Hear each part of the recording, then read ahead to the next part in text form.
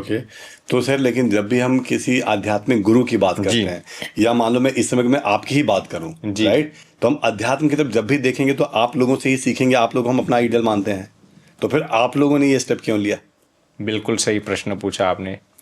देखिए, मैं आपको पूछूंगा, दिल्ली से मुंबई जाने के कितने रास्ते होंगे सुमित जी? 2-3 रास्ते होंगे। आप कोई भी रास्ता ले सकते हैं ना। ओके। मान लीजिए किसी को ये रास्ता पसंद आया, किसी को ये रास्ता पसंद आया, दिल्ली से मुंबई जाना है, वो फ्लाइट से भी जा सकता है, बाई ट्रेन भी जा, बाई कार भी जा सकता है, बाइसिकल से भी जा सकता है, वॉकिंग भी जा सकता है।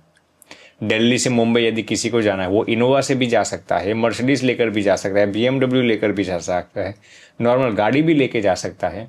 अपने अपने रिसोर्सेस, अपनी अपनी एनर्जी, अपनी अपनी स्ट्रेंथ के आधार पर इंसान अपना पथ सिलेक्ट करता है। मान लीजिए, अब आप कहेंगे तो क्या गृहस्थ आश्रम में रहकर हम भक्ति नहीं कर सकते? बिल्कुल कर सकते हो, कर सकते हैं। बिल्कुल कर सकते हैं। देखिए, सबसे पहले तो मैं सुमित जी आपको ये बताता हूं, यदि कोई भी इंसान अपनी जिम्मेदारी को बखूबी विधिवत निभाता है तो वो स्पिरिचुअलिटी ही है। मान लीजिए कि आप एक आम इंसान हो, आपकी अपने बच्चों के प्रति एक नैतिक जिम्मेदारी बनती है, अपने पत्नी के प्रति एक नैतिक जिम्मेदारी बनती है, अपने माता पिता के लिए एक नैतिक जिम्मेदारी बनती है। यदि आप उस जिम्मेदारी को बखूबी निभाते हो तो आप स्पिरिचुअल ही हो। मान लीजिए कोई इंसान अपने माता पिता की सेवा नहीं करता, अपने बीवी बच्चों का ध्यान नहीं रखता, उनकी रिक्वायरमेंट्स को पूरी नहीं करता, और क्रियाकांड में, पूजा पाठ में, और सिर्फ मंदिर में ही जाता है, मस्जिद में ही जाता है, सिर्फ गुरुद्वारे में ही जाता है और कुछ करता नहीं, तो उसको आप कभी भी स्पिरिचुअल नहीं कह सकेंगे। अपनी जिम्मेदारी को, भगवान ने आपको जो जिम्मेदारी दी है उसको बखूबी निभाना, वो सबसे ज़्यादा स्पिरिचुअलिटी है। आप मान लीजिए फिटनेस कोच हो फॉर एग्जांपल, यदि आप उस जिम्मेदारी को बाकायदा अच्छी तरह से निभाते हो, कि मान लीजिए कि कोई मेरे पास आए, उसको अच्छी ट्रेनिंग देना, भले मैं पैसा ज़रूर लूँगा लेकिन जितना पैसा लिया है उसका मैं आउटकम उनको दूंगा। आप उनके साथ बेईमानी नहीं करते, धोखा नहीं देते, छल कपट नहीं करते, आप जिम्मेदारी पूर्वक अपनी जिम्मेदारी का अतिवहन करते हो, तो आप स्पिरिचुअल ही हो। अगर इससे ठीक उल्टा भी हो सकता है कि अगर मान लो कि जो लोग बिल्कुल आध्यात्मिक दिखते हैं, या जो वो वाला स्टेप ले चुके हैं, जिनका वेशभूषा सब कुछ ऐसा है, और अगर उनके मन में छल कपट हो, तो वो आध्यात्मिक नहीं है। बिल्कुल नहीं है। मान लीजिए मैंने ये भगवा चोला पहन लिया है, यदि मैं किसी के साथ छल कपट करता हूँ, किसी के साथ बेईमानी करते हो, किसी को धोखा देता हूँ, कपट रखता हूँ, तो मैं कैसे आध्यात्मिक हूँ? आध्यात्मिक का शब्द ही अधि आत्मनि इति आध्यात्मिक, यानी कि आध्यात्मिक यात्रा अंदर की यात्रा है। कपड़े से, आश्रम से, आपकी बोलचाल से कोई ताल्लुक नहीं है। It all depends on your internal journey, it all depends on your internal connection and your internal sentiments with God. तो ये पूरी यात्रा आध्यात्मिक, यदि आप हर एक इंसान के अंदर सुमित जी परमात्मा का स्वरूप समझकर आप यथाशक्ति उसकी सेवा करते हो, उसका ध्यान रखते हो, तो आप आध्यात्मिक ही हो।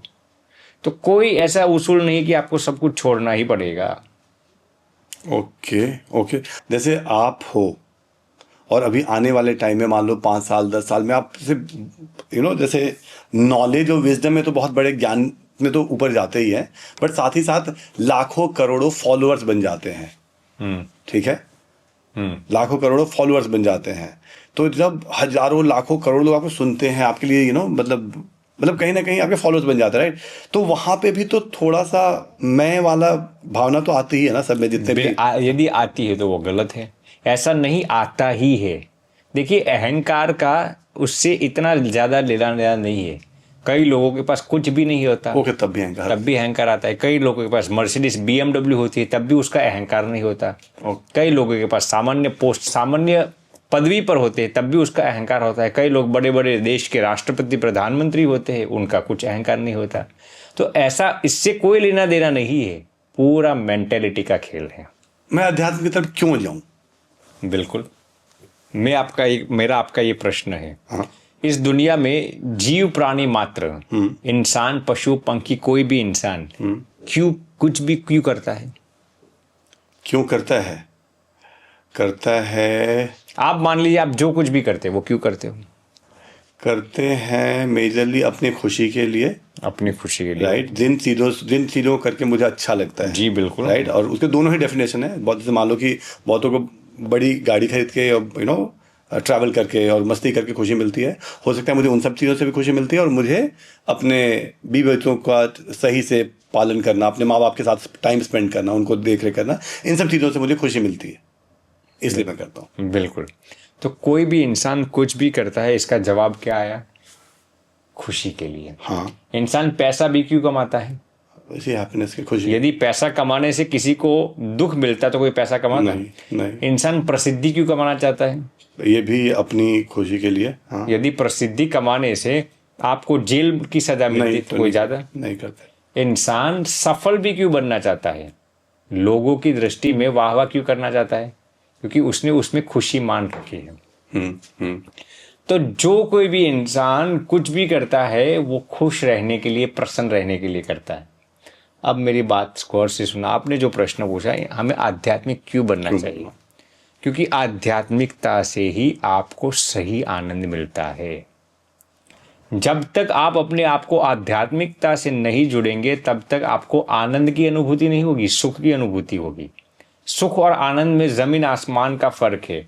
प्लेजर और हैप्पीनेस में जमीन आसमान का फर्क है। सुख के पीछे दुख होगा, आनंद के पीछे दुख नहीं होगा। तो आध्यात्मिक हमें इसलिए बनना है क्योंकि हमें आनंदित बनना है, हमें प्रसन्न रहना है, हमें खुश रहना है। और अध्यात्म का आश्रय लिए बिना कोई भी जीव प्राणी मात्र कभी भी आनंद में नहीं जी सकता। इसीलिए अध्यात्म के पीछे भागना है। ठीक है।